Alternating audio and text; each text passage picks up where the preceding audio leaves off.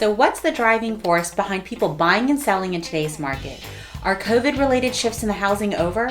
And how does this relate to the housing here in Daytona Beach? Find out on today's episode of Rockin Real Estate News.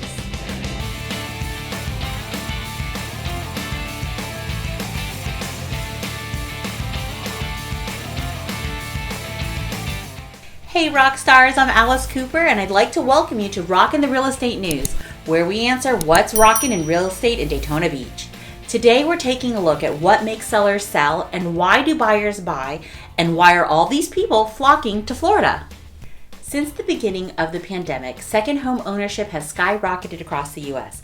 We had lower interest rates coupled with the rise in the ability to work remotely, which opened up the second home opportunity to a lot of people who wouldn't have entertained the idea otherwise.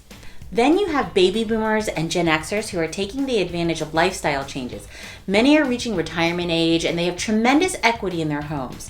So while it may be easy to dismiss the increased demand for second homes as a temporary response to current conditions, it might just be a glimpse of what's to come for the second home market in the future. Next is migration. Migration is nothing new. It's been going on for decades. Residents from the north are flocking to the south, and data from 2010 shows blue states are growing, at best in the low single digits, whereas red states were consistently experiencing double-digit growth. And the pandemic just accelerated that migration, especially in no income tax states like Texas, Tennessee, and you guessed it, Florida.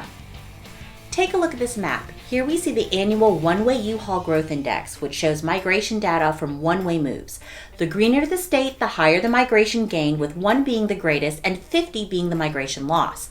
The number one city for growth in the entire U.S. was right here in Florida, Kissimmee, St. Cloud. But 10 other Florida cities appeared on the top 25, including yours truly, Daytona Beach. So why Florida?